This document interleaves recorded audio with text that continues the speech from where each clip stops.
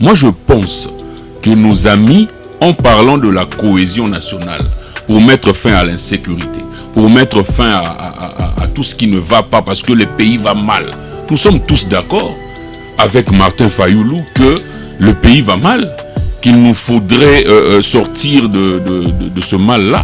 Mais nous, Ensemble pour la République, nous disons que si nous devons nous mettre sur une même table avec M. Félix Tshisekedi, qui à 80% est responsable de tout ce qui ne va pas dans ce pays. Il est une partie du problème, M. Félix Tshisekedi. Et nous allons venir là avec Mike Moukeba en prison. On est là en train de discuter. Nous sommes là. Chérubin Okende, son corps retrouvé dans un véhicule tribé des balles, plein de sang. On nous dit qu'il s'est suicidé. Et les auteurs de ce que nous appelons assassinat, parce que pour nous, Ensemble pour la République, Chérubin Okende a été assassiné. Les responsables de cet assassinat n'ont jamais été connus, même pas jugés, connus. Le président Fayoulou, comme commandant du peuple, il constate. Nous sommes au niveau de la fondation qui devait être faite et on remarque qu'il y a des problèmes. Est-ce qu'on doit laisser qu'on puisse construire la maison jusqu'au niveau de l'étang et pour que la maison s'affaisse après? Parce qu'il s'agit du Congo, nous sommes Congolais. Comment mes frères de l'ensemble trouveraient important et judicieux que le gouvernement négocie avec les agresseurs du Congo et trouverait mauvais que le Congolais se parle entre eux? Le peuple prendra acte que c'est parce qu'on n'a pas accompagné les porte-parole de l'opposition qu'ils ont répondu en ce sens-là. Ils n'ont pas mis les saluts de la République. Donc le peuple doit acter cela. Donc Katumbi a rendu à Fayoulou la monnaie de sa pièce. Non, ils sont libres. Ils sont libres. Le Congo va avancer avec le Congolais qui voudront. Est-ce que nous avons des solutions adéquates? Aujourd'hui, on ne pouvait pas, parce que nous, avec Ensemble, on a parlé du simulacre électoral. Comment on peut avoir un porte-parole? C'est bizarre. C'est normal et c'est cohérent. Nous, à l'IDPS, nous faisons face à une opposition instable, un peu désorganisée, et puis voilà, qui ne propose rien. Ils sont que dans le superfétatoire. Donc, ils font du drame et de la tragédie de ce que nos compatriotes vivent leur fonds de commerce politique. C'est ce qui est très dangereux. Ça, c'est très mauvais.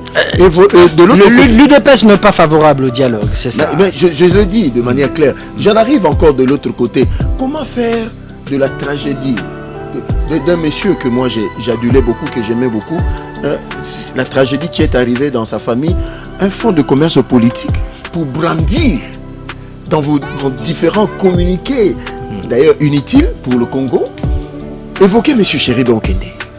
Ça c'est vraiment méchant. Les gens, en fait, ces gens n'ont jamais eu de cœur. C'est eux là. Ils n'ont jamais eu de cœur. Comment faire de cette tragédie votre fonds de commerce politique quand vous voulez écrire une déclaration politique? Mais non, c'est très méchant.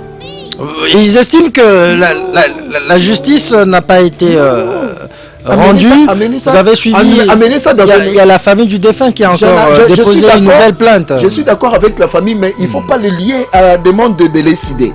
C'est ces raccordements très dangereux. Vous comprenez? C'est-à-dire, il devait répondre à M. Martin Fayoulou et il devait s'attaquer à la justice congolaise par rapport à ce qui est arrivé, à ce drame qui est arrivé à cette famille éplorée que je respecte. C'est ça le côté mauvais. Vous êtes mauvais. Moïse Katumbi n'est pas quelqu'un qui voit les choses de cette manière-là.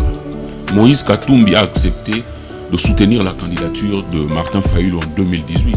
Il a demandé à ses militants de voter pour Martin Fayoulou. Nous l'avons fait. Et jusqu'à ce jour, nous disons que les vainqueurs des élections de 2018, c'était Martin Fayoulou. En 2023, il ne l'a pas fait. Fayoulou, oui, en 2023, Fayoulou, d'abord, il nous a dit qu'il ne participera pas aux élections tant que le fichier, il a demandé à ces gens de ne pas postuler. À la fin, il a changé. Il est allé à la présidentielle sans les mamans Chantal, sans les princes Epenge et tout ce monde-là.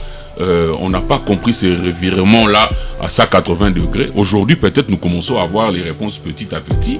Et nous disons que si Martin Fayoulou veut, lui, donner des béquilles à ce régime, nous le souhaitons bonne chance, mais nous pensons que le peuple congolais voit ce qui se passe, et je suis sûr que le peuple congolais voit en Martin Fayulu un Congolais qui se bat pour la liberté et pour le changement dans ce pays. Et je vois beaucoup de personnes aussi qui sont déçues à l'idée de ce dialogue. On a vu Katumbi également prêter des béquilles à Tshisekedi lors de la création de l'Union sacrée. Mais pourquoi vous voyez... Non, mais la configuration de l'Union sacrée n'est pas la même. L'Union sacrée, ce n'était pas un dialogue. Tshisekedi avait tendu la main à tout le monde. Tshisekedi, Fayulu avait refusé. Avec ses amis du FCC, oui, a fait appel à nous. Il était étouffé par le FCC, nous l'avons tous vu. Il a fait appel à tous les Congolais qui voulaient l'accompagner dans son schéma et pour le développement. Nous sommes venus dans l'Union sacrée, nous ne sommes pas venus la nuit, on l'a fait le jour. Et lorsque nous avons vu que les principes que pour lesquels nous militons, nos valeurs à nous, ne concordaient plus avec ce que nous avons vu dans l'Union sacrée, on l'a dit tout haut. On a claqué la porte, on est parti et Moïse Katumbi s'est présenté comme candidat en 2023. Je vais rappeler que le président Moïse Katumbi, après que Fachi fasse son discours de 6 minutes, appelant le peuple congolais, le leader politique des forces vives, pour venir, il a bien dit la refondation de son action gouvernementale. C'était précisé, Fachi a parlé de la refondation de son action gouvernementale, c'est-à-dire le partage de postes pour travailler dans le gouvernement. Le président Katumbi a dit qu'il va aller et il est parti aider son frère. Mon frère est en train de parler comme si il n'était pas dans la Mouka. Souvenez-vous, la Mouka à 4, avec quelle force? Qui avait donné les béquilles à Félix Tshisekedi? Ce n'est pas vous? En allant légitimer l'Union sacrée, vous êtes membre cofondateur de l'Union sacrée. C'était après 2 ans d'exercice de pouvoir de Fachi, et en ce moment-là, tout allait bien, le pays allait bien. Les mots que vous êtes en train d'énumérer maintenant, ça n'existait pas. Vous êtes allé aider votre frère pour la refondation de l'action gouvernementale. Vous êtes allé pour le poste. Je veux encore rappeler, si la Mouka n'a pas été trahie par nos 2 leaders qui sont allés donner les béquilles à Fachi, pensez-vous que même la situation de l'Est serait ce qu'elle est aujourd'hui? Maintenant, monsieur le journaliste, parlons clair, parlons très bien. Madame a parlé de cette fameuse réforme qu'ils ont prônée, mais dont Martin Fayulu était le président du Haut Conseil. Donc ça, quand c'est l'égocentrisme en politique, c'est-à-dire tu proposes une réforme, toi-même tu t'occupes déjà la place de diriger cette institution sans laisser la possibilité aux autres. Donc voilà, donc dans tout ce qu'ils ont dit les deux, donc il y a rien de sérieux. Il y a des... Madame, la République a été déjà en danger depuis son existence. Si vous parcourez l'histoire politique du Congo, on a toujours été en danger. Ça n'a pas commencé par Félix. Et ça ne terminera pas par Félix. Tous les présidents qui viendront après Félix feront face à ce qu'on appelle l'état profond. Donc il n'y a pas moyen d'expliquer cela. Monsieur le Katumbiste, venons-en maintenant. Mais c'est monsieur que j'aime bien, mon frère, mais c'est pas sérieux ce que vous venez dire. D'abord, votre leader, monsieur Martin Fayulu, c'est un homme politiquement avec un caractère très dangereux. Martin Fayulu? Non, Katumbi. J'en arrive, je suis maintenant chez le Katumbiste. Mais monsieur Katumbi, c'est parmi les gens qu'il faut traiter avec lui avec beaucoup de prudence. Parce que c'est quelqu'un qui vous abandonne pour ses ambitions. C'est-à-dire, il bouffe avec vous, mais à un moment, il n'assume jamais ses responsabilités. De la même façon, on juge Tshisekedi. Il y a certains pro-Katumbi qui disent que leur leader ne va pas négocier avec Tshisekedi puisqu'il ne respecte pas les engagements. Quels sont les accords qui ont été signés avec eux qu'on n'a pas respectés au moment où M. Mwando Simba, c'est lui qui a dirigé, qui était ministre d'État, ministre au plan, M. le défunt Cheriba Okende, qui était ministre des Transports, des ministères à impact direct. Quel est leur résultat quand ils ont été aux affaires? C'est-à-dire pour les besoins électoralistes, M. Katumbi vous abandonne et il n'assume rien. Ensemble pour la République ne sera pas accompagnateur d'un régime finissant. Si les autres membres de l'opposition trouvent qu'ils peuvent s'asseoir avec M. Tshisekedi et que c'est le dialogue qui va mettre fin à tout ce que nous vivons comme problème, nous leur souhaitons bonne chance. Mais nous ne voyons pas les choses de cette manière-là. Parce que problème de l'insécurité à l'Est, c'est un problème que nous avons eu, qui s'est aggravé avec les mauvaises décisions de M. Félix Tshisekedi. Mais pourquoi ne pas aller dialoguer et faire des concessions en même temps? Non, faire des concessions, dialoguer, ça veut dire quoi? La personne qui dirige ce pays s'appelle Félix Tshisekedi. Il a un gouvernement. Si ce gouvernement est lui-même, il faillit à leur mission, mais on va leur laisser échouer et nous allons préparer les actions pour montrer au peuple, voilà, le monsieur que nous avons, il est en train d'échouer et en 2028, il nous faut quelqu'un d'autre pour diriger ce pays. Quand vous dites donner les béquilles, c'est quoi? En 2018, vous venez de dire Fayoulou gagne haut la main. En 2018, on publie les résultats le 10 janvier 2019. Déjà au mois de février 2019, le président Fayoulou sort le plan de sortie des crises pour dire que les parties prenantes doivent se rencontrer. On doit parler des questions essentielles de la vie nationale pour dégager des thèses nationales et savoir comment il faut aller. Et en ce moment-là, c'était donner les béquilles à Fachi? Non, s'il vous plaît. Il y a un problème. Les émotions ici, c'est dans le but lucratif. Le problème aujourd'hui, c'est qu'il y a un danger qui guette la nation. Nous, SID, nous voulons et nous sommes déterminés à accéder au pouvoir par des voies démocratiques. Nous sommes une résistance non armée. Nous ne pouvons pas accepter à ce que nous puissions encore rentrer en arrière en favorisant l'obtention du pouvoir par la force. Et en tant que Bantou, en tant que Congolais, nous avons l'obligation de nous parler. Fachi est le problème parce que c'est lui qui détient aujourd'hui ce pouvoir, l'exercice de ce pouvoir. Nous devons comprendre, nous devons parler, savoir quels sont les accords qui ont été signés. Quelle est la situation réelle de l'Est de la République? Qu'est-ce qu'il faut faire pour sauver la République? C'est un dialogue entre Congolais. Vous êtes allés trop vite pour manifester que vous n'êtes pas là pour l'intérêt de la République, mais plutôt pour vos intérêts égoïstes. Chérubin Okende, vous n'avez pas de cœur, vous voulez utiliser Chérubin. Mais attendez, monsieur, vous ne pouvez pas nous dire que on doit accepter que Chérubin Okende s'était donné la mort lui-même. C'est trop facile comme conclusion quand même. Et puis il insiste, il dit que nous sommes sans cœur. Monsieur, tous les partis politiques nous ont adressé un message de condoléances, sauf l'UDPS, sur la mort de Chérubin. Si vous avez un communiqué de condoléances sur la mort de Chérubin de l'UDPS, brandissez-le nous. Tous les partis politiques majeurs. Je parle du MLC, de l'ECD, de l'UNC, tout ça. Est-ce qu'elles étaient obligées de les faire, l'UDPS? Mais pourquoi 2 semaines après, ils l'ont fait pour Monantiemi? Pourquoi? Donc Monantiemi était plus congolais que Chérubin? Je suis en face de 2 personnes, de 2 bords politiques différents. Maman résistante, monsieur de l'opposition, qui n'ont plus rien à proposer. Donc, attendons les élections de 2028. Si vous allez nous battre, nous allons accepter. Mais qu'il y ait un dialogue pour faire quoi? Pour dire quoi? D'ailleurs, nous à l'UDPS, nous ne sommes pas partie prenante pour l'instant. Parce que nous ne voyons même pas d'importance. Écoutez-moi, madame, dans ce dialogue que vous prônez, est-ce que vous rendez-vous compte qu'il y a également des Congolais frustrés qui ont pris les armes contre le pays? Je cite notamment Nanga et ses complices. Et lui aussi, il doit nécessairement dialoguer, n'est-ce pas?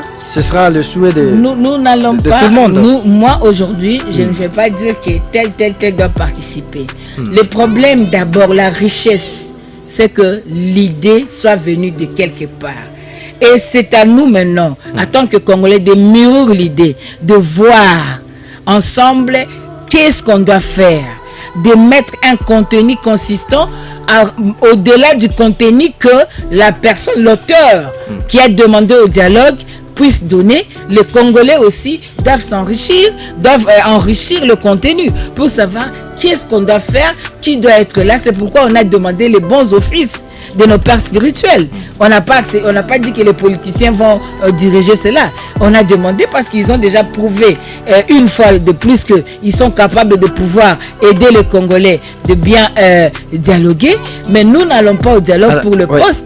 Si c'était pour le poste, Martin Fayulu accepterait d'être vice-président de cette République en 2019. Je suis témoin. Le vice-président kenyan était venu jusqu'à Fadden House. Donc, je suis témoin. Si c'était pour le poste, Martin Fayulu serait dans le gouvernement. On n'allait même pas recourir à Moïse Katumbi. Madame, vous demandez les dialogues, mais d'un ton visiblement menaçant plutôt que modéré. Nous ne sommes pas hypocrites. Lorsque vous dites à Tshisekedi qu'il gère mal le pays et qu'il y aurait péril en la demeure, pensez-vous qu'il va cautionner justement ce que vous dites? Non, s'il vous plaît, nous ne sommes pas là pour gérer les émotions. Le problème, c'est qu'il y a un problème dans la maison. L'enfant a déplacé quelque chose sans permission. Ça a créé un problème dans la maison. Maintenant, qu'est-ce qu'il faut faire? Nous devons convoquer un conseil de famille. Nous sommes là. Nous allons dire que nous sommes là parce que telle chose a été déplacée sans l'accord des autres. Comment vous justifiez-vous? Qu'est-ce que vous en pensez? Comment on peut trouver la solution pour permettre à ce qu'il y ait l'harmonie au niveau de la maison? C'est-à-dire, ce n'est pas, je n'ai pas injurié Fachi. Je suis en train de dire, quand je parlais du panier de la ménagère, ça marche? Ça marche pas? Alors, madame, quand on parle de la terre est occupée, est-ce qu'on est en train de mentir? Non.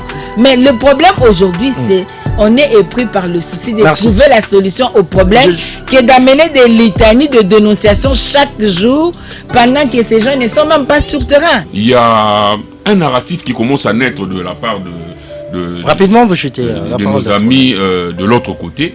C'est que si tu n'es pas pour le dialogue ou la cohésion nationale de Martin Fayulu, tu es avec Kagame. J'ai débattu avec quelqu'un ce matin qui nous a dit non, le quoi bolingi dialogue et c'est que vous en avez schéma à Kagame parce que il faut tout sangana ba Congolais.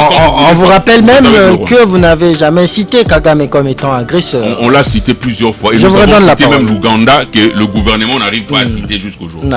La vie est devenue intenable. Pouvez-vous vous rapprocher un peu de votre micro, s'il vous plaît? Du micro? Oui, allez-y. Ok. Je disais, c'est la grande question de l'heure parce que la situation sociale est devenue intenable. La population est sans protection sociale et il y a un problème par rapport au taux du dollar. On risque de se répéter chaque jour, mais c'est ça la situation, c'est ça le vécu quotidien de Congolais. Donc, on est obligé de pouvoir en parler toutefois. Donc, le problème, c'est que aujourd'hui, il y a une sérieuse difficulté de ménage de pouvoir subvenir aux besoins familiaux, aux besoins fondamentaux, aux besoins de base. Donc c'est un problème réel. C'est la raison pour laquelle nous sommes toujours en train de parler de ces paniers de la ménagère qui englobent, que ce soit le transport, le logement, les loisirs, le loyer, la bouffe, tout.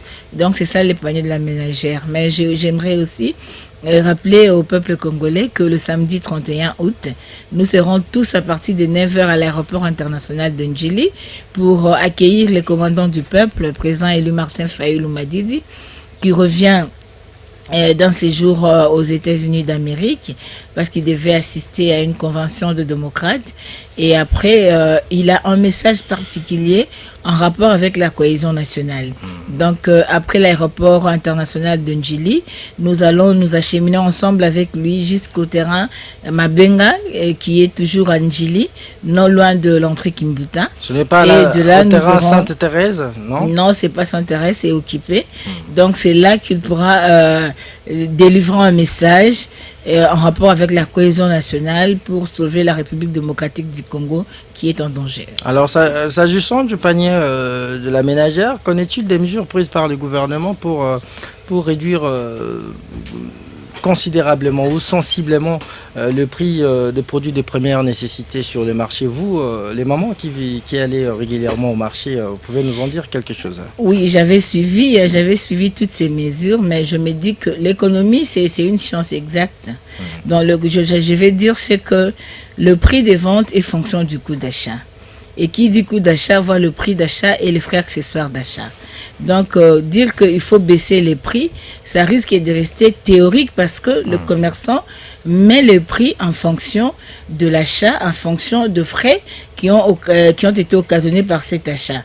Donc, je ne sais pas si au ministère de l'économie, si la branche structure de prix est pris très en considération et ça fait son travail réellement. Il y a eu suppression de certaines taxes, justement. Non, il y en a eu beaucoup de fois, mais sur terrain, ce n'est pas ça ce que c'est fait. Merci beaucoup. Parce que le problème, on a même à un moment donné exonéré certaines personnes, mais en réalité, c'était des COP qui étaient en train de se faire et la population n'a pas senti cela du fait qu'il n'y a pas eu des mesures d'encadrement au niveau de la base. Merci. Donc le problème aujourd'hui serait de voir comment mettre une politique bien précise pour pouvoir arriver à cela. Donc peut-être réduire même le prix de douane à l'importation, voire même exonérer certaines taxes parce qu'il y a beaucoup de traceries administratives.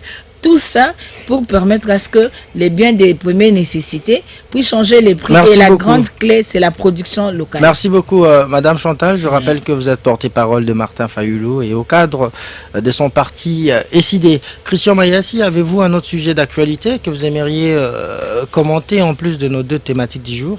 Vous avez également vos 3 minutes. Hein. Oui, j'aimerais faire mention de la détention illégale de l'honorable Mike Mukebai, qui totalise en ce jour 16 mois depuis qu'il est à la prison centrale de Makala. Nous disons que ce n'est pas normal et plus le jour passe, nous sommes en train de réaliser que nous sommes face à une arrestation politique parce que il est anormal dans un pays qui se dit de droit qu'un compatriote, père de famille, époux, puisse être en prison pendant près de 16 mois sans être jugé. L'honorable Mike Mukebai et son avocat ont introduit 12 demandes de liberté provisoire. Et toutes les 12 demandes ont été rejetées. Donc pour nous, il s'agit là plutôt d'un dossier purement politique de la part de ce régime qui veut toujours museler le parti de Moïse Katumbi. Et vous savez ce qui s'est passé avec l'honorable Salomon Kalonda qui était aussi en prison pendant plusieurs mois.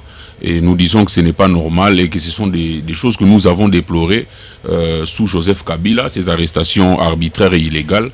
Et c'est inadmissible de voir ce genre des événements se reproduire encore ici. Donc nous demandons sa libération pure et simple. Soit on le libère, soit on le juge. Pensez-vous que Mukebai est un prisonnier politique? Oui, mais là c'est clair. S'il n'est pas prisonnier politique, pourquoi on ne le juge pas?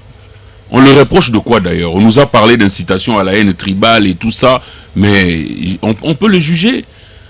Donc nous disons que plus nous avançons, plus ce régime nous démontre à quel point il est non démocratique et cette dictature qui commence à s'installer petit à petit, nous n'allons pas laisser passer ça comme ça. Nous allons continuer à l'ombattre. Mais pour l'honorable Mukebai, nous demandons sa libération pure et simple. Parce qu'on dit qu'il aurait tenu de propos déplacés ou des propos incitant à la haine tribale face à d'autres tribus. Mais Augustin Kabouya, on se souvient bien, qui nous a dit ici que les Kassaïens étaient des immigrés au Katanga. Ils ont fui la sorcellerie chez eux pour aller vivre dans notre province. Et il n'a jamais été arrêté pour ça. Et nous disons que c'est pourquoi 2 poids 2 mesures. Merci. Je vois votre co-débatteur Mbenza qui veut rapidement vous rencontrer par rapport à ce que vous venez de dire, puisque vous avez cité le secrétaire général de leur parti, Augustin Kabouya. Avez-vous un autre sujet d'actualité que vous aimeriez j'ai compris qu'aujourd'hui, dans la scène politique congolaise, sans que vous citiez l'UDPS et Augustin Kabouya, son chef, c'est compliqué, même si c'est une autre thématique, mais les gens reviennent toujours. On dit que l'UDPS cumule plusieurs gaffes, voilà pourquoi elle est toujours à l'avant-scène politique. L'UDPS cumule plusieurs gaffes selon l'entendement de certains. Moi j'allais seulement donner l'information parce que nous sommes allés hier à Vundamanenga. Vundamanenga, je crois que beaucoup de gens ici ne connaissent même pas où c'est. C'est dans la commune de Mongafula. Nous sommes allés dans le cadre de vacances parlementaires avec l'honorable Socrates Mubengai, pour voir des visus ce qui se passe dans la commune de Mongafula. En fait, Fundamanenga comprend Lembaimbu, Njili Kilambo, en fait, Njili Kilambo et puis les autres. Donc nous sommes allés visiter nos compatriotes qui sont de l'autre côté parce qu'il y a un problème qui se pose là-bas de la fourniture d'eau, parce que l'usine de Lembaimbu, de captage de Lembaimbu est à côté. Il fallait que les bénéficiaires de ceux qui sont dans le coin puissent en bénéficier, mais ça va vers Tchangou là-bas et ils n'en bénéficient pas. Et puis il y a un problème d'électricité, parce qu'il y a de l'électricité, mais il y a un problème, une demande accrue des abonnés. C'est pour cela que nous avons entamé des démarches auprès de son Excellence ministre d'Hydroélectrique et énergie, monsieur Teddy Lomba, avec l'honorable Socrates Moubenga, et pour pallier à cette situation. Alors les études sont en cours pour que les habitants de ce coin-là puissent bénéficier de l'eau, de la régie des eaux. Donc voilà un peu. Mais j'aimerais rencontrer rapidement mes deux amis de l'opposition, parce que l'opposition, c'est toujours l'opposition. Je commence par Christian Mayassi. Mon frère Salomon est libre. Mais monsieur Mike Moukebaï, que je ne souhaite pas, parce que moi je ne suis pas de ceux qui pensent que parce que c'est un père de famille, je suis d'accord, mais Salomon est dehors. Mais s'il y avait dictature, Salomon devait être aussi de l'autre côté. Donc c'est pour dire qu'il faut faire un peu l'équilibre. Je souhaite vivement sa libération, qu'il soit relaxé. Si procédure doit y avoir, il faut qu'il en ait. Je ne suis pas dans la justice. La célérité du dossier, ce n'est pas à moi d'orienter la justice. Ça, je ne suis pas tout à fait d'accord avec toi qu'il y a une dictature qui s'installe au moment où Salomon escadait les sénateurs.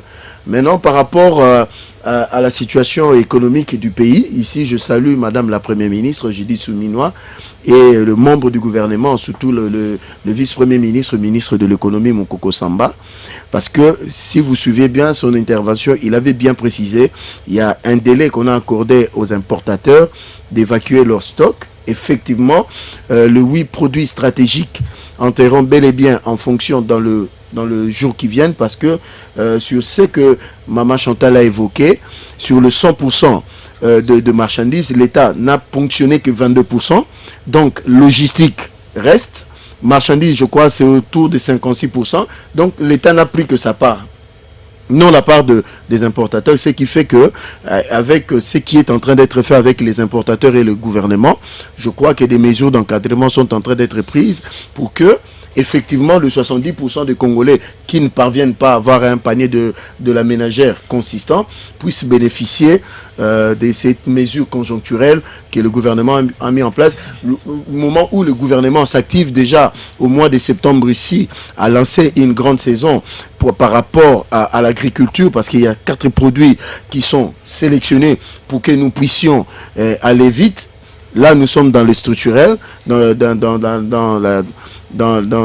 ce qui est structurel. Donc, je crois que le gouvernement est assez responsable pour faire en sorte que cela se réalise. Je comprends votre crainte, parce que on est habitué avec nos importateurs qui ne sont pas trop sérieux, parce que ils savent détourner un peu les décisions gouvernementales, y compris certains agents de l'État en complicité, pour que ces mesures-là ne puissent pas avoir de l'impact sur le panier de la ménagère. Donc je crois que le gouvernement avec Madame Judith Souminois feront diligence pour que cela soit dans un bref délai accessible à la population.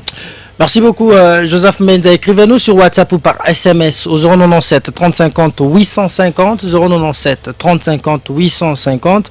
On va lire dans quelques instants vos messages. Entre-temps, nous en venons à notre première thématique, l'appel de l'opposant Martin Fayulu à la cohésion nationale en vue de mettre fin à la crise sécuritaire qui mine le pays n'a pas rencontré l'assentiment de toute la classe politique. Si Félix Tshisekedi, à qui Fayulu et Mukwege ont tendu la main pour un dialogue, n'a jusqu'ici pas encore réagi quant à ce, Moïse Katumbi, lui, ne s'est dit pas favorable à ces dialogues, mais il exige plutôt une vraie justice pour sur la mort de Chéribin Okende, qui fut le porte-parole de son parti, mais également la libération de Mike Mukebai, et aussi une figure emblématique de son parti Ensemble pour la République.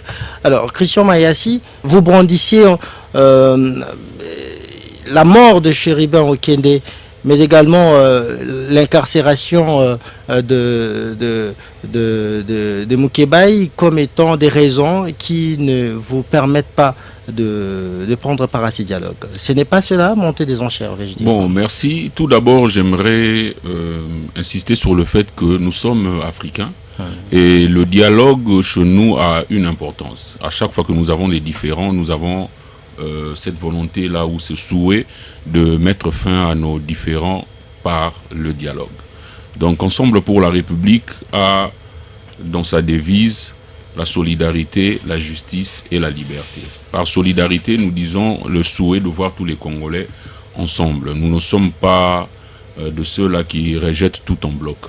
Mais du moins, nous sommes face à un fait. Le fait, c'est que nos amis qui appellent au dialogue souhaitent ou brandissent l'élément de la cohésion nationale comme l'argument majeur de ce dialogue-là. La cohésion nationale ne se crée pas dans un dialogue. La cohésion nationale se construit et ça s'entretient. Nous avons vu que depuis un certain moment, le régime en place ne fait rien pour d'abord construire cette cohésion nationale. Nous voyons des nominations qui comportent les membres à majorité d'un même espace géographique ou linguistique.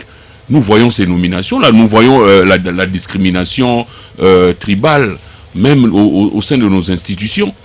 Nous avons dans le langage de certains politiques des propos qui mettent mal à l'aise d'autres rivaux, tout simplement parce qu'ils ne sont pas de la même province ou de la même origine que l'adversaire politique. Donc le régime en place n'a pas construit ou n'a pas mis en place de possibilités pour nous d'avoir une cohésion nationale. Moi je pense que nos amis, en parlant de la cohésion nationale, pour mettre fin à l'insécurité, pour mettre fin à tout ce qui ne va pas parce que le pays va mal. Nous sommes tous d'accord avec Martin Fayoulou que le pays va mal, qu'il nous faudrait sortir de ce mal-là. Mais nous, Ensemble pour la République, nous disons que si nous devons nous mettre sur une même table avec M. Félix Tshisekedi, qui à 80% est responsable de tout ce qui ne va pas dans ce pays. Il est une partie du problème, M. Félix Tshisekedi. Et nous allons venir là, avec Mike Mukebai en prison, on est là en train de discuter. Nous sommes là, Chéribin Okende, son corps retrouvé dans un véhicule, cribé des balles, plein de sang. On nous dit qu'il s'est suicidé. Et les auteurs de ce que nous appelons assassinat, parce que pour nous, Ensemble pour la République, Chéribin Okende a été assassiné. Les responsables de cet assassinat n'ont jamais été connus, même pas jugés, connus, ou ensuite être jugés. Nous avons les responsables des massacres des Ouazalendo par le passé, des Kilwa et tout ce qui s'est fait, qui n'ont jamais été jugés ou interpellés par nos services de sécurité. Nous avons les cachots de l'ANR, de la DEMIAP, qui sont toujours opérationnels jusqu'à ces jours. Et vous voulez là que nous, on se lève un bon matin, on se dit, ok, au nom de la cohésion nationale, on oublie tout ça, on se met sur une table avec M. Tshisekedi, qui ne respecte rien, qui ne respecte pas les engagements, ni les accords avec ses partenaires. Tout le monde le sait. Donc nous disons que le dialogue, il est bien important, mais là, c'est inopportun. Ensemble pour la République ne sera pas accompagnateur d'un régime finissant. Si les autres membres de l'opposition trouvent qu'ils peuvent s'asseoir avec M. Tshisekedi et que c'est le dialogue qui va mettre fin à tout ce que nous vivons comme problème, nous leur souhaitons bonne chance. Mais nous ne voyons pas les choses de cette manière-là. Parce que le problème de l'insécurité à l'Est, c'est un problème que nous avons eu, qui s'est aggravé avec les mauvaises décisions de M. Félix Tshisekedi. Mais pourquoi ne pas aller dialoguer et faire des concessions en même temps? Non, faire des concessions, dialoguer, ça veut dire quoi? la personne qui dirige ce pays s'appelle Félix Tshisekedi. Il a un gouvernement. Si ce gouvernement est lui-même, il faillit à leur mission. Mais on va leur laisser échouer et nous allons préparer les actions pour montrer au peuple, voilà le monsieur que nous avons, il est en train d'échouer et en 2028, il nous faut quelqu'un d'autre pour diriger ce pays. Parce que on peut tout dire. On ne vient pas là pour les postes, on ne vient pas là pour chercher quoi que ce soit, mais à la fin, gouvernement d'union nationale et les nominations et tout ça. Donc tout ça, que devient notre population qui croupit de misère jusqu'à ce jour ici? Que devient notre population qui n'a pas de maïs, qui n'a pas de pain, qui n'a pas d'eau potable, qui n'a pas de l'électricité? Que devient tout ça? On peut mettre nos beaux costumes, nos belles cravates, arriver dans un dialogue. Moi, je peux être conseiller ou ministre quelque part. Et la maman qui est à Badiading, là, en train de vendre 3 bananes pour avoir 2000 francs à s'acheter la nourriture. Qu'est-ce que ce dialogue pourra nous apporter? Je pense que M. Fayulu, nous sommes en démocratie, il a la liberté de proposer des pistes de solutions à la sortie de crise. C'est sa liberté, mais qu'on nous laisse aussi, à nous, la liberté de refuser. Et nous pensons que ce dialogue n'est pas opportun pour le moment. Est-ce que Fayulu n'est peut-être pas la bonne personne qui a énervé Katumbi? Lui, permettez-moi de le dire, parce que c'est peut-être l'occasion pour votre leader de lui aussi peut-être de rendre à Fayulu la monnaie de sa pièce, comme je l'ai dit à l'entame de cette émission, parce que Fayulu n'avait pas voulu l'accompagner, en fait, de se ranger derrière lui comme étant porte-parole de l'opposition. Non, Moïse Katumbi n'est pas quelqu'un qui voit les choses de cette manière-là. Moïse Katumbi a accepté de soutenir la candidature de Martin Fayulu en 2018. Il a demandé à ses militants de voter pour Martin Fayulu. Nous l'avons fait. Et jusqu'à ce jour, nous disons que les vainqueurs des élections de 2018, c'était Martin Fayulu. En 2023, il ne l'a pas fait. Fayulu, oui, en 2023, Fayulu, d'abord, il nous a dit qu'il ne participera pas aux élections tant que le fichier, il a demandé à ces gens de ne pas postuler. À la fin, il a changé. Il est allé à la présidentielle sans les mamans Chantal, sans les princes Epeng et tout ce monde-là. On n'a pas compris ces revirements-là à 180 degrés. Aujourd'hui, peut-être nous commençons à avoir les réponses petit à petit. Et nous disons que si Martin Fayulu veut, lui, donner des béquilles à ce régime, nous le souhaitons bonne chance. Mais nous pensons que le peuple congolais voit ce qui se passe. Et je suis sûr que le peuple congolais voit en Martin Fayulu un Congolais qui se bat pour la liberté et pour le changement dans ce pays. Et je vois beaucoup de personnes aussi qui sont déçues à l'idée de ce dialogue. On a vu Katumbi également prêter des béquilles à Tshisekedi lors de la création de l'Union Sacrée. Mais pourquoi vous voyez... Non, mais la configuration de l'Union Sacrée n'est pas la même. L'Union Sacrée, ce n'était pas un dialogue. Tshisekedi avait tendu la main à tout le monde. Félix Tshisekedi, Fayulu avait refusé. Avec ses amis du FCC, a fait appel à nous. Il était étouffé par le FCC, nous l'avons tous vu. Il a fait appel à tous les Congolais qui voulaient l'accompagner dans son schéma et pour le développement. Nous sommes venus dans l'Union Sacrée, nous ne sommes pas venus la nuit, on l'a fait le jour. Et lorsque nous avons vu que les principes que pour lesquels nous militons, nos valeurs à nous, ne concordaient plus avec ce que nous avons vu dans l'Union Sacrée, on l'a dit tout haut. On a claqué la porte, on est parti et Moïse Katumbi s'est présenté comme candidat en 2023. Donc ici, moi je pense que ce n'est pas Fayulu contre Katumbi. Ici, c'est de chercher des voies et moyens pour sortir notre pays de cette crise. Et la crise ici est entretenue, permettez-moi le terme, par ce régime. Si aujourd'hui, nous n'avons pas d'avancée sur le plan militaire là-bas à l'Est, ce n'est pas parce que nous n'avons pas la cohésion nationale, c'est parce qu'il y a des gens qui ne mettent pas suffisamment de moyens à notre armée pour faire ce travail-là correctement. S'il n'y a pas d'emploi aujourd'hui, ou s'il y a des choses qui ne marchent pas, c'est pas parce que les Congolais ne sont pas unis, c'est parce que nous avons des gens qui ne font pas correctement leur travail. Et surtout, il y a quelque chose que nous voulons vraiment marteler. Il y a un narratif qui commence à naître de la part rapidement, vous chutez de nos amis de l'autre côté. C'est que si tu n'es pas pour le dialogue ou la cohésion nationale de Martin Fayulu, tu es avec Kagame.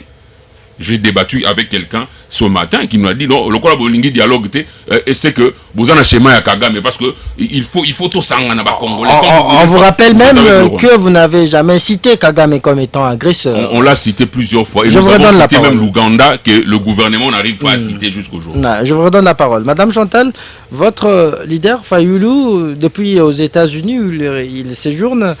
Il a lancé l'appel à la cohésion nationale. Il promet même venir dire des choses aux Congolais. Qu'est-ce qui explique cette spontanéité pour vite aller au dialogue? Avait-il mûri cette décision, cette réflexion? Merci beaucoup, même ta d'antenne. Je veux rappeler à la population que le président Katumbi a travaillé avec le président Joseph Kabila, président honoraire, en 9 ans. Et quelques mois avant les élections, il a sorti son histoire de penalty. Et nous l'avons accueilli à l'opposition. Et l'opposition a été appelée opposition bourgeoise. Hein. C'est l'opposition bourgeoise qui avait laissé Kabila, qui est venu nous rejoindre au niveau de rassemblement. Et je pense que c'est important de rappeler tout cela. Je vais rappeler que le président Moïse Katumbi, après que Fachi fasse son discours de 6 minutes, appelant le peuple congolais, le leader politique des forces vives, pour venir, il a bien dit la refondation de son action gouvernementale. C'était précisé, Fachi a parlé de la refondation de son action gouvernementale, c'est-à-dire le partage de postes pour travailler dans le gouvernement.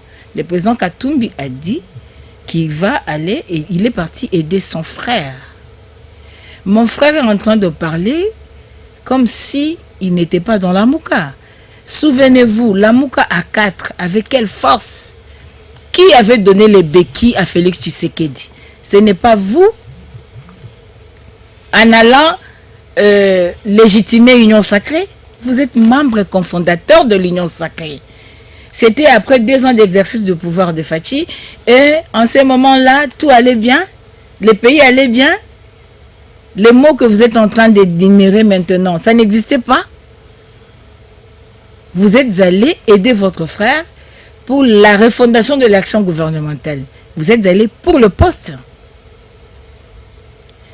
Je veux encore rappeler, si la Mouka n'a pas été trahie par nos 2 leaders qui sont allés donner les béquilles à Fachi, pensez-vous que même la situation de l'Est serait ce qu'elle est aujourd'hui? Soyons conséquents, soyons vrais. Moi, je pense qu'il y a un problème. Et le problème, j'ai lu beaucoup le professeur Valentin Toumba. C'est un psychologue qui a parlé du coping hein, comme une stratégie de traitement du problème et puis un traitement centré sur les émotions. Vous voyez, parce que moi je pense que le problème maintenant, c'est quoi? La RDC est en danger. La RDC est en danger, pourquoi? Parce que il y a la misère, il y a la corruption, le détournement de fonds, il y a l'insécurité, il y a une partie du pays qui est occupée. Aujourd'hui, rien ne va. Les signaux sont rouges. Non, mais ça, c'est la rengaine de tous les temps. Excusez-moi. Permettez-moi de parler comme l'autre a parlé pour rencontrer ce qu'il a dit pour que le peuple nous comprenne. C'est-à-dire qu'aujourd'hui, j'ai fait l'état des lieux actuel. C'est le contexte, c'est l'état des lieux. Aujourd'hui, le président Fayoul, comme commandant du peuple, il constate. Nous sommes au niveau de la fondation qui devait être faite et on remarque qu'il y a des problèmes. Est-ce qu'on doit laisser qu'on puisse construire la maison jusqu'au niveau de l'étang et pour que la maison s'affaisse après? Parce qu'il s'agit du Congo, nous sommes Congolais. Comment mes frères de l'ensemble trouveraient important et judicieux que le gouvernement négocie avec les agresseurs du Congo et trouveraient mauvais que le Congolais se parle entre eux? Quand vous dites donner les béquilles, c'est quoi? En 2018, vous venez de dire, Fayoulou gagne haut la main. En 2018, on publie les résultats le 10 janvier 2019. Déjà au mois de février 2019, le président Fayoulou sort le plan de sortie des crises. pour dire que les parties prenantes doivent se rencontrer. On doit parler des questions essentielles de la vie nationale pour dégager des thèses nationales et savoir comment il faut aller. Et en ce moment-là, c'était donner les béquilles à Fachi? Non, s'il vous plaît. Il y a un problème. Les émotions ici, c'est dans le but lucratif. Le problème aujourd'hui, c'est qu'il y a un danger qui guette la nation. Nous, SID, nous voulons et nous sommes déterminés à accéder au pouvoir par des voies démocratiques. Nous sommes une résistance non armée. Nous ne pouvons pas accepter à ce que nous puissions encore rentrer en arrière en favorisant l'obtention du pouvoir par la force. Et en tant que Bantou, en tant que Congolais, nous avons l'obligation de nous parler.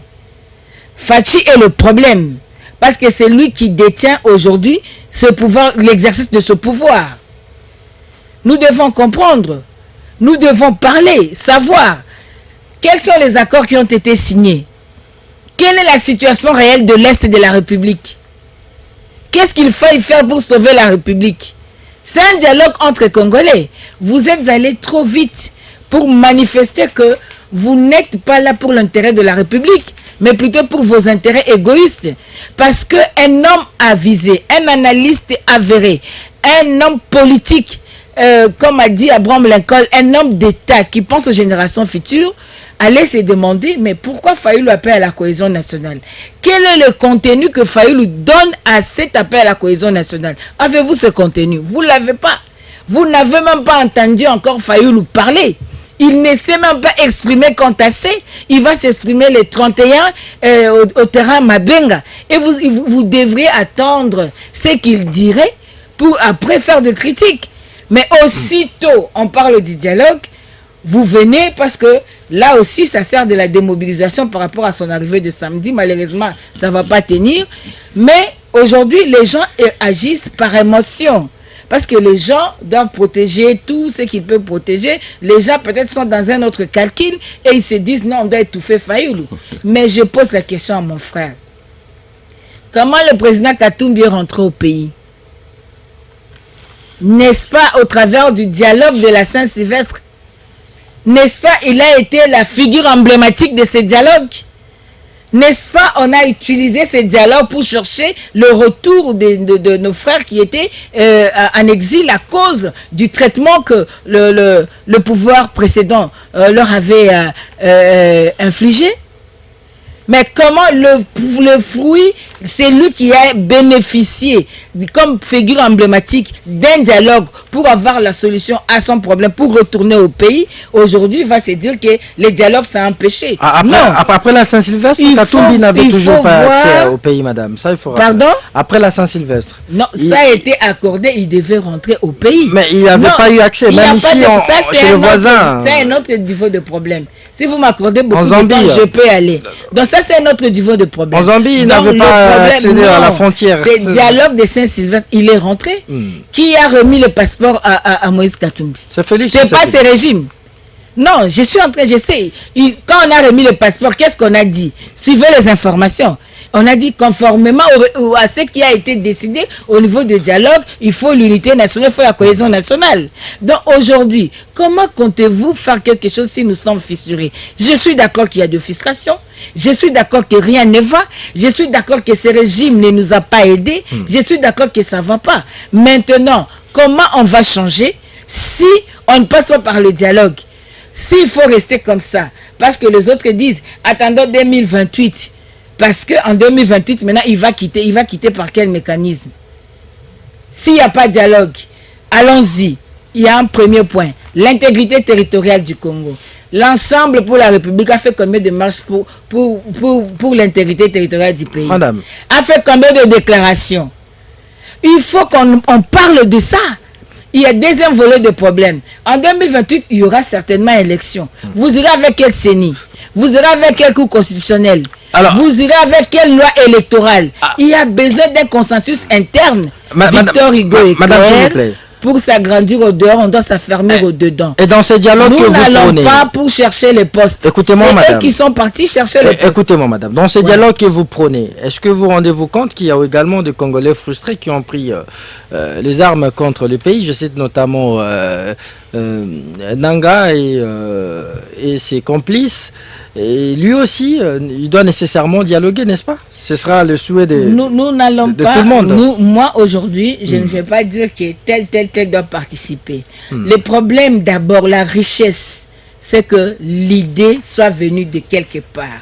Et c'est à nous maintenant, en tant que Congolais, de mûrir l'idée, de voir ensemble qu'est-ce qu'on doit faire, de mettre un contenu consistant au-delà du contenu que la personne, l'auteur qui a demandé au dialogue puisse donner. Les Congolais aussi doivent s'enrichir, doivent enrichir le contenu pour savoir qu'est-ce qu'on doit faire, qui doit être là. C'est pourquoi on a demandé les bons offices de nos pères spirituels. On n'a pas dit que les politiciens vont diriger cela. On a demandé parce qu'ils ont déjà prouvé une fois de plus qu'ils sont capables de pouvoir aider les Congolais de bien dialoguer. Mais nous n'allons pas au dialogue pour le poste. Si c'était pour le poste, Martin Fayulu accepterait d'être vice-président de cette République en 2019. Je suis témoin. Le vice-président kenyan était venu jusqu'à Fadenhouse. Donc, je suis témoin. Si c'était pour le poste, Martin Fayulu serait dans le gouvernement. On n'allait même pas recourir à Moïse Katumbi. Madame, vous demandez les dialogues, mais d'un temps visiblement menaçant plutôt que modéré. Nous ne sommes pas hypocrites. Lorsque vous dites à Tshisekedi qu'il gère mal le pays et qu'il y aurait péril en la demeure, pensez-vous qu'il va cautionner justement ce que vous dites? Non, s'il vous plaît. Nous ne sommes pas là pour gérer les émotions. Le problème, c'est qu'il y a un problème dans la maison. L'enfant a déplacé quelque chose sans permission. Ça a créé un problème dans la maison. Maintenant, qu'est-ce qu'il faut faire? Nous devons convoquer un conseil de famille. Nous sommes là. Nous allons dire que nous sommes là parce que telle chose a été déplacée sans l'accord des autres. Comment vous justifiez-vous? Qu'est-ce que vous en pensez? Comment on peut trouver la solution pour permettre à ce qu'il y ait l'harmonie au niveau de la maison? C'est-à-dire, ce n'est pas, je n'ai pas injurié Fachi. Je suis en train de dire, quand je parlais du panier de la ménagère, ça marche? Ça marche pas? Alors, madame... Quand on parle de la terre est occupée, est-ce qu'on est en train de mentir? Non. Mais le problème aujourd'hui, c'est on est épris par le souci de trouver la solution au problème que d'amener des litanies de dénonciation chaque jour pendant que ces gens ne sont même pas sur le terrain. Ils ne font aucune marche. Madame, je veux que vous répondiez rapidement et succinctement à cette question que se posent aussi plusieurs Congolais. Est-ce que pouvez-vous tordre le coup à cette rumeur selon laquelle Fayulu roulerait pour Tshisekedi, parce qu'on a vu cette promptitude avec laquelle il a sorti cette initiative de dialogue, tout laisse entrevoir ou porte à croire que Tshisekedi lui aurait ouvert une brèche. C'est la difficulté que nous avons au pays. En 2019, je vous ai dit février, Martin Fayulu fait les plans de sortie de crise. C'est ce qu'il est en train de dire aujourd'hui. Est-ce que c'est différent? Les plans de sortie de crise voulaient que les parties prenantes se retrouvent pour mettre des réformes en place et pouvoir conduire le pays et faire des élections anticipées. Et quand il avait dit cela, en 2019, il avait reçu l'argent de Fachi. Ce sont des gens qui soutiennent les agresseurs, qui sont en train de vilipender les leaders du peuple, qui sont en train de chercher à démobiliser le peuple, qui sont en train de chercher à salir la personnalité de Martin Fayulu. Aujourd'hui, pendant la campagne, ils ont dit que Martin Fayulu aurait reçu 5 millions. Mais vous n'avez pas suivi le même journaliste qui a été utilisé par les mêmes camps aujourd'hui, qui combat Martin Fayulu. Merci. Parce que ça a été boutiqué, Merci, cette affaire. Aujourd'hui, il est devenu chantre de Martin Fayulu, si je peux dire cela. Il a fait le sondage sur sa propre chaîne. Et plus de 95% de Congolais ont cité Martin Fayulu. Donc aujourd'hui, moi j'aimerais attirer l'attention du peuple congolais de ne pas se fier à des choses là qui ne sont pas réelles ni vraies. Parce que Martin Fayulu n'a pas de prix. Merci madame, Martin je redonne la parole. a un combat qu'il est en train de mener. Merci. Et c'est le combat de la souveraineté, Merci. c'est le combat du bien-être social. Merci beaucoup, madame. Vous aurez aussi vos 8 minutes, Joseph Mbenza, même temps d'antenne que vos co-débatteurs. Alors, je m'en vais vous demander, est-ce que ces dialogues aussi opportuns, ces dialogues qui préconisent Fayulu et le docteur Mukwege? Merci beaucoup de m'avoir donné l'occasion de suivre l'opposition et la résistance pour combattre le bien fondé de leur démarche. Et je crois qu'ils sont dans l'antinomie le plus total, la plus totale plutôt. C'est la démocratie. Non, je suis perdu. Normalement, la démarche aurait été que leur leader, M. Martin Fayulu, que je respecte, puisse entreprendre des démarches vers les autres. Vouliez-vous que l'opposition parle d'une seule et même voix? Non, je parle du principe. Il ne devait pas se prononcer comme ça. Il devait d'abord entamer des démarches en coulisses, de manière un peu furtive, pour avoir le point de vue et avoir une feuille de route. Mais j'ai compris comme M. Martin Fayulu est toujours égoïste politiquement, et il a sauté l'occasion pour se faire valoir. Au moment où Martin Fayulu de 2019 n'est plus le même Martin. En fait, dans la tête de certains qui croient encore M. Martin Fayulu représenterait encore qu'il était ce qu'en 2019, il se trompe aujourd'hui. Preuve, M. Martin Fayulu a été en Europe, nous avons des informations.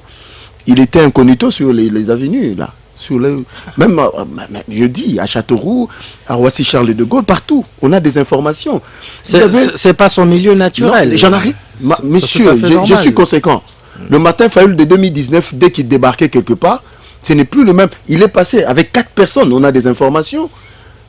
4 personnes. Il a été aux États-Unis. Mais Maman Chantal, preuve à l'appui, depuis que M. Martin Fayulu est allé aux États-Unis à plusieurs reprises, il n'a été reçu que par un équivalent d'un bourgmestre aux États-Unis. Ça, c'est une vérité. Ce n'est pas un officiel, je vous rappelle. Mais M. Félix n'a jamais été, avant qu'il soit président, n'a pas été officiel, mais il était reçu. Le débat n'est pas à ce niveau. Non, je parle de la personne qui demande le dialogue, mais il faut parler de la personne. Félix a été reçu par qui?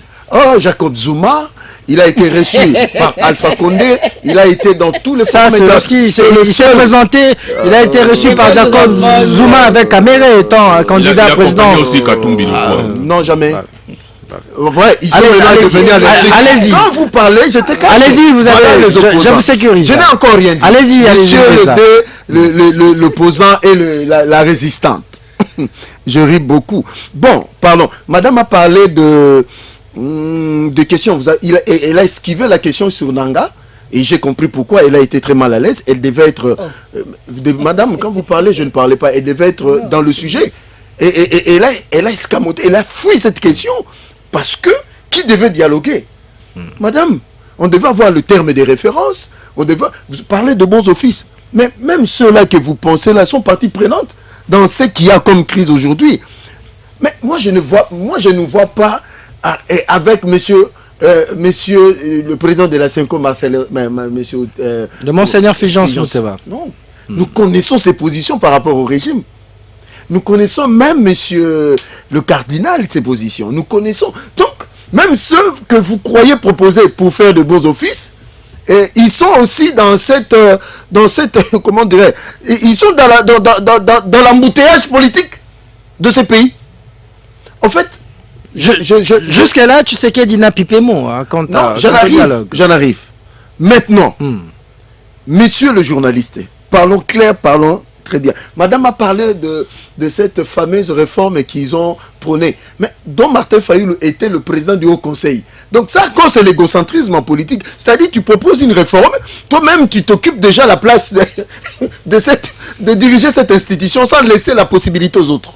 Donc voilà, donc dans tout ce qu'ils ont dit les deux, donc il n'y a rien de sérieux.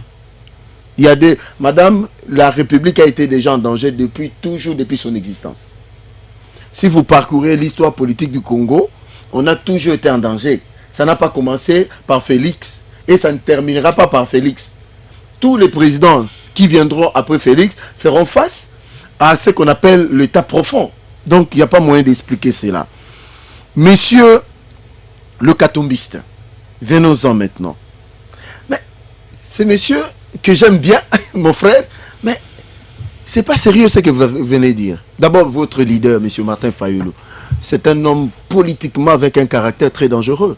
Martin Fayulu. Non, Katumbi. J'en arrive, je suis maintenant chez le Katumbiste. Mais M. Katumbi, c'est parmi les gens qu'il faut traiter avec lui avec beaucoup de prudence. Parce que c'est quelqu'un qui vous abandonne pour ses ambitions. C'est-à-dire, il bouffe avec vous, mais à un moment, il n'assume jamais ses responsabilités. De la même façon, on juge Tshisekedi. Il y a certains pro-Katumbi qui disent que leur leader ne va pas négocier avec Tshisekedi puisqu'il ne respecte pas les engagements. Quels sont les accords qui ont été signés avec eux qu'on n'a pas respectés au moment où M. Mwando Simba, c'est lui qui a dirigé, qui était ministre d'État, ministre au plan, M. le défunt Cheribo Okende, qui était ministre des Transports, des ministères à impact direct. Quel est leur résultat quand ils ont été aux affaires? C'est-à-dire pour les besoins électoralistes, M. Katumbi vous abandonne et il n'assume rien. Pour votre information, il a fait combien d'années comme gouverneur? Il n'a même pas construit un bâtiment administratif d'un gouverneur là-bas. C'est M. Kapopo. Allez vérifier. Ah bon? Oui. Revenons dans le débat. Vous passez. Il vous reste 2-3 minutes. J'en arrive. Donc ce dialogue, madame, le dialogue, pour l'instant, nous à l'UDPS, je crois que je ne suis pas à la bouche autorisée, mais par rapport à ce qui se trame, nous ne sommes pas concernés dans ces dialogues qui n'est que dans la tête des membres de l'ICD.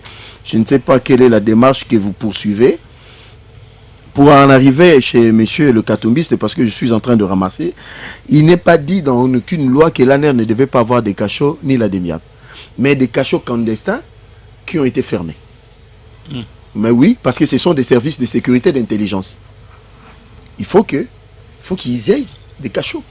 Mais des cachots clandestins, tous ont été fermés. C'est ça la vérité. Donc, il ne faut pas déformer les choses. Alors, pour moi, nous, à l'IDPS, nous faisons face à une opposition instable, un peu désorganisée, et puis, voilà, qui ne propose rien. Ils sont que dans le superfétatoire. Donc, ils font du drame et de la tragédie de ce que nos compatriotes vivent leur fonds de commerce politique. C'est ce qui est très dangereux. Ça, c'est très mauvais. L'UDPS n'est pas favorable au dialogue, c'est ça. Mais je le dis de manière claire. J'en arrive encore de l'autre côté. Comment faire de la tragédie d'un monsieur que moi j'adulais beaucoup, que j'aimais beaucoup, la tragédie qui est arrivée dans sa famille, un fonds de commerce politique pour brandir dans vos différents communiqués, d'ailleurs inutiles pour le Congo, évoquer M. Cheribo Okende.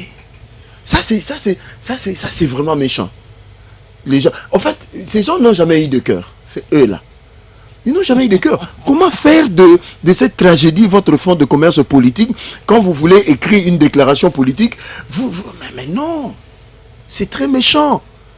Ils estiment que la justice n'a pas été rendue. Vous avez suivi. Il y a la famille du défunt qui a encore déposé une nouvelle plainte. Je suis d'accord avec la famille, mais il ne faut pas le lier à la demande de l'ICD. C'est ces raccordements très dangereux. Vous comprenez? C'est-à-dire, il devait répondre à M. Martin Fayulu et il devait s'attaquer à la justice congolaise par rapport à ce qui est arrivé, à ces drames qui est arrivé à cette famille éplorée que je respecte. C'est ça le côté mauvais. Vous êtes mauvais. Vous jetez. Donc je vous interdis en tant que Congolais de laisser la famille éplorée dans la tranquillité, dans la sérénité, avec leurs avocats qui puissent amener des démarches pour ce qui est arrivé à ces messieurs d'heureuse mémoire, M. Cheribo Okende, et de vous attaquer à l'ICD politiquement par rapport à l'ICD. Mais lier cette tragédie à la demande de l'ICD, c'est là où je trouve un peu méchant de votre part, parce que vous l'avez toujours été.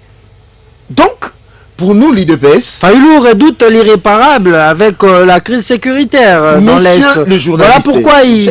Je reprends le mot simple. La tragédie de l'Est est devenue un fonds de commerce pour des opposants faibles. Si il arrivait que la situation se stabilise à l'Est, donc l'importance du dialogue, il n'y en aura plus. Parce que tout peut arriver à tout moment. Donc, lier la situation de l'Est et demander un dialogue... C'est un raccordement frauduleux. C'est encore un autre raccordement très dangereux. Donc je suis en face de deux personnes, de deux bords politiques différents. maman résistante, monsieur de l'opposition, qui n'ont plus rien à proposer. Donc, attendons les élections de 2028. Si vous allez nous battre, nous allons accepter. Mais qu'il y ait un dialogue pour faire quoi? Pour dire quoi? D'ailleurs, nous, à l'UDPS, nous ne sommes pas partie prenante pour l'instant, parce que nous ne voyons même pas d'importance. Donc, merci. Alors, Christian Mayassi, Fayulu parle de ce dialogue pour l'intérêt supérieur de la nation. Est-ce que la guerre dans l'Est, l'agression des Kagame, ça ne vous dit pas quelque chose? Bon, j'aimerais d'abord, avant tout, revenir sur ce que... Vous avez 3 minutes pour cette prise de parole. Oui, pour ce que les co-débatteurs ont dit. La dernière parole de M. Mbenza, c'était de dire l'IDPS n'est pas préoccupé par cette histoire ici, tout ce qui se passe. C'est normal parce que l'UDPS est préoccupé par la situation de M. Augustin Kabouya. C'est ça la priorité de l'UDPS maintenant. Kabouya partira. Ça c'est une affaire interne du parti. Mais c'est normal qu'il s'occupe beaucoup plus de ça que de la nation. Les cachots de l'ANR et de la DEMIAP, tout ça.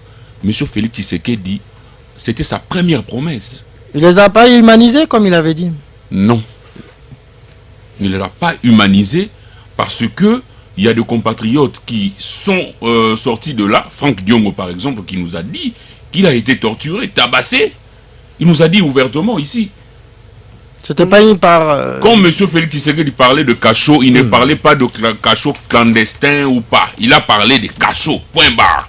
Et ces cachots-là existent. Il avait évoqué aussi l'ANR, les cachots de l'ANR. Chérubin Okende, vous n'avez pas de cœur, vous voulez utiliser Chérubin. Mais attendez, monsieur, vous ne pouvez pas nous dire que on doit accepter que Chérubin Okende s'était donné la mort lui-même. C'est trop facile comme conclusion quand même. Et puis il insiste, il dit que nous sommes sans cœur. Monsieur, tous les partis politiques nous ont adressé un message de condoléances, sauf l'UDPS, sur la mort de Chérubin. Si vous avez un communiqué de condoléances sur la mort de Chérubin, de l'UDPS, brandissez-le nous. Tous les partis politiques majeurs, je parle du MLC, de l'ECD, de l'UNC, tout ça. Est-ce qu'elles étaient obligées de les faire, l'UDPS? Mais pourquoi 2 semaines après, ils l'ont fait pour Monantiemi? Pourquoi? Donc Monantiemi était plus congolais que Chérubin. Donc moi je pense que il faudrait pas voir les choses dans ce sens-là. Je reviens à maman Chantal qui a parlé de beaucoup de choses ici, mais vous lui avez relancé, vous lui avez fait une relance là, vous l'avez dit. Mais pourquoi ne pas attendre 2028? Parce que sur le plan constitutionnel, Félix Tshisekedi ne peut quitter le pouvoir que en 2028, à l'issue de la fin de son mandat et de nouvelles élections qui seront organisées. Nous, Ensemble pour la République, nous travaillons sur ça. Et peut-être que madame a un autre schéma. Parce qu'elle nous a dit 2002. Est-ce qu'il faut attendre 2028 pour que Tshisekedi soit toujours là? Ou ils ont un autre plan qui nous Elle a dit qu'elles ne veulent pas prêter de béquilles à Tshisekedi. C'est ce qu'elle a dit. Mais aller au dialogue avec lui, nous mettre ensemble. Parce que Tshisekedi sera toujours là, dialogue ou pas. Et donc les Congolais doivent continuer à mourir jusqu'en 2028 et ça veut dire, un dialogue. Mais quelle est l'assurance que nous avons que ce dialogue ici mettra fin aux tueries à l'Est? C'est quelle garantie? La mobilisation générale. Non, moi je pense que nos militaires ont besoin d'un accompagnement de la part du gouvernement. On leur donne des moyens, des équipements. Ils feront mieux. Vous avez suivi votre co-débatteur qui est resté un peu évasif sur l'entérinement de la proposition des Fayulu. Il n'a ni confirmé ni infirmé. Oui, mais c'est ça. Oui, là je rejoins mon frère Mbenza. Je lui rejoins parce qu'il a posé le problème de ceux-là qui ont pris les armes, qui sont des Congolais comme nous, qui ont les mêmes revendications que nous, mais eux ont choisi les armes plutôt que la parole comme nous. Comment nous allons gérer ces gens-là? Pendant que déjà, le gouvernement ici dit qu'il ne va jamais, Félix Tshisekedi a été clair, qu'il ne parlera jamais avec eux.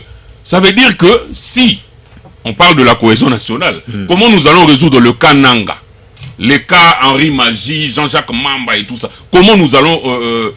c'est tous les Congolais qui seront autour de la table de négociation. Oui, quand il faut tous les Congolais, ça veut dire... C'est un dialogue entre Congolais. Oui, ça veut dire qu'eux aussi doivent être concernés. Impérativement. Oui, ils doivent être concernés et venir à ces dialogues-là. Madame nous dit ici que rapidement, nous sommes même prêts à aller, si nous sommes prêts à discuter avec les étrangers. Pourquoi ici en interne, nous ne pouvons pas discuter? Mais nous avons fait appel à l'ECD ici, pour travailler ensemble, pour avoir un porte-parole dès l'opposition. Ils ont dit oui, parce que pour eux, on ne peut pas légitimer Tshilombo parce que en optant pour un porte-parole, ça c'est. C'est-à-dire vous cautionnez les élections frauduleusement. On n'a pas de cohésion au sein de l'opposition, mais ils veulent nous parler d'une cohésion sur le plan national. Merci. Moi, je pense que ils ne sont pas prêts lorsqu'il s'agit de nous dans le choix du porte-parole. Merci beaucoup, Christian Maya. Si vous n'avez pas légitime. Vous n'avez dans le dialogue. Ils veulent se mettre sur la même table que quelqu'un qui n'est pas légitime. Avec le dialogue, on suppose que l'on va transcender les clivages politiques. Je vous redonne la parole. Alors, Madame Chantal, vous avez aussi vos 3 minutes. Alors, dites-nous, en quoi est-ce que la mobilisation générale va aboutir à la fin de la guerre, de cette guerre Le peuple prendra acte que c'est parce qu'on n'a pas accompagné les porte-parole de l'opposition qu'ils ont répondu en ce sens-là. Ils n'ont pas mis les saluts de la République. Donc le peuple doit acter cela. Donc, Katumbi arrondit à Fayulu la monnaie de sa pièce. Non, ils sont libres. Ils sont libres. Le Congo va avancer avec le Congolais qui voudront à ce que nous ayons des solutions adéquates. Aujourd'hui, on ne pouvait pas, parce que nous, ensemble, on a parlé du simulacre électoral. Comment on peut avoir un porte-parole? C'est bizarre. C'est normal et c'est cohérent. Je suis ici, vous dites que nous sommes sans cœur. Non. Plutôt vous qui êtes sans cœur, nous avons 300 millions au détriment de la nation. Les gens prennent des millions et des milliards pour des intérêts égoïstes, et familiales et personnels. C'est vous qui êtes sans cœur. Vous avez l'argent, vous ne construisez pas Banzela pour que les gens passent, pour que les gens utilisent. C'est ça être sans cœur. Vous dites que les gens utilisent l'histoire de l'Est comme fonds de commerce. Non. Si on doit se poser vraiment la vraie question, qui utilise cette histoire-là comme fonds de commerce? C'est pas nous. On aurait appris que plus de 5 millions de dollars sortent tous les jours. Combien d'argent sort pour nos phares d'essai là-bas? Combien d'argent? Il semble 5 millions de dollars. Aujourd'hui, combien d'histoires de carrés miniers? Les gens se battent pour de carrés miniers. C'est les gens de résistance. Alain Foucault est allé à l'Est là-bas. Qu'est-ce qui se passe? Il suffit de son documentaire. Quand vous dites aux gens qui n'ont pas de cœur, moi je ne sais pas ce que moi je peux vous rétorquer. S'il y a des gens qui n'ont pas de cœur, c'est bien vous. Et donc ce n'est pas la résistance. Aujourd'hui, quand vous dites il faillit le passer, il n'y avait pas de gens, tout ça, bon, ça c'est le débat de la rue. Je ne suis pas là-bas. Parce que Fayulu n'est pas parti pour qu'il soit accueilli par des gens. Il était parti aux États-Unis et il rentre par l'Europe pour rentrer au Congo. Pour revenir au Congo. Donc, ça c'est un débat de carnivore, je ne suis pas là-bas. Quand l'autre partait, il y avait des Jacob Zuma, tout ça. Est-ce que connaissez-vous le rôle que le président Martin Fayulu a joué, même de l'extérieur comme dans le pays, sous Papa Etienne Tshisekedi, pour qu'il y ait tout ce qu'il y a eu au niveau de l'extérieur du pays? Non, il faut s'informer. Aujourd'hui, quand vous voulez dire que nous avons plein de sorties de crise, Fayulu est égoïste, non. Mon cher frère, je sais que vous êtes intelligent, j'aime débattre avec vous, mais je vous renvoie à la rélecture du plan de sortie de crise. Parce que pour parler d'une chose, il faut bien la maîtriser. Parler du manifeste avec Kissamani. Le plan de sortie de crise a demandé que les parties prenantes se rencontrent, que les parties prenantes discutent, et il fallait qu'il y ait des réformes qui nous amènera aux élections anticipées. Et on a souhaité que le Haut Conseil que nous avons proposé, Parlement, pour des réformes institutionnelles, soit dirigé par la MOUCA. Et je vais vous informer que le plan de sortie de crise, bien que c'était l'initiative du président Martin Fayulu, ça a été avalisé par 4 leaders de la MOUCA. Et je vais dire aujourd'hui, en présence du peuple congolais, que ce soit Maman Bazaïba, bien qu'il est ministre aujourd'hui, que ce soit le président Dolph Muzit, que ce soit le président Martin Fayulu, et les délégués de l'ensemble, ils sont allés jusque même dans les ambassades. Merci, madame. Même temps d'antenne. Je vous ai donné 3 minutes. Je suis en train de chuter. Donc, pour aller déposer ce plan de sortie des crises, traiter que l'égocentrisme et tout ça, non. Il n'y a pas un principe que pour donner une idée, il faut consulter les autres. l'idée est sortie. Maintenant, on est en train de voir comment mûrir cette idée-là. Non, il n'y a pas un principe standard qui dise que avant que le président Martin Fayulu donne l'idée d'un dialogue, il faudrait qu'il parle avec les autres. Parce que déjà, avec le plan de sortie de crise, vous avez dit qu'il allait quémander le travail. Mais aujourd'hui... Madame, permettez-moi de vous interrompre. Donc, madame. le problème aujourd'hui, je veux dire que l'idée est venue du commandant du peuple. Et quand il dit Fayulu d'hier, c'est pas Fayulu d'aujourd'hui. Quand il passe, il n'y a personne. Non. Merci, madame. Vous l'avez déjà dit. 4% que vous avez atteint, vous l'avez dit. C'est la réalité. Benza, rapidement, Joseph Benza. Alors, je veux dire, cette proposition de dialogue qui n'a pas visiblement rencontré l'assentiment de toute la classe politique, on peut dire qu'elle est étouffée dans l'œuf. Bon, nous ne sommes pas concernés, mais je vais répondre pour les 3 minutes que vous me donnez. Ouais. La première des choses, réforme qu'ils ont proposée, dont il fallait changer la Constitution. Qui ont proposé? Non, réforme, qu'il y ait un haut conseil. Des réformes institutionnelles. Non, il devait... Je connais ce que vous êtes en train de dire, madame. Je ne dis pas des choses en l'air. Il ne faut pas esquiver les choses ici, madame. Non, parlons clair. Oui. Vous avez dit que non, il y a un dignitaire du Kenya qui est venu vous proposer que Martin Fayulu soit vice-président. Ça c'est ce qu'on appelle du sophisme, madame. Sophisme. Donc l'architecture constitutionnelle du pays est là. Et qu'on proposerait à M. Martin Fayulu d'être vice-président de la République. Madame, qui vous a menti comme ça? C'est M. Martin Fayulu. Et Martin Fayulu vous a encore menti que non, il a apporté quelque chose à côté de Tchen Tshisekedi ou Moulumba par rapport aux démarches qu'il mènerait. Mais ça c'est vrai. Non, messieurs, madame, je vous rappelle. Il vous reste 2 minutes. Non, et quand vous parlez, je ne sais pas, vous comprenez maintenant les opposants et la résistance. Monsieur Franck Dion n'a pas été torturé sous Félix Tshisekedi. Voilà encore un autre. Lui-même il l'a dit, il a témoigné. Non. Monsieur Franck Dion qui l'a libéré de la prison, c'est pendant que Félix est au pouvoir. Qui l'a arrêté, qui l'a torturé? Dans quel cachot? Dans quel service? Mais Franck Diongo était récemment quel service, sur la route ici. Mais non.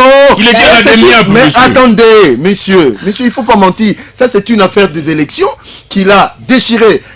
Moi, je condamne la violence. Avant cela. Mais messieurs, mais ne vous agitez pas, messieurs. Allez-y. L'opposant et la résistante. Monsieur Katumbi est rentré au pays parce que c'est monsieur Félix qui est au pouvoir. Voilà la vérité. Et qu'on lui a remis... Vous chutez. La légitimité, c'est parce que... messieurs, son passeport... Vous chutez. Messieurs...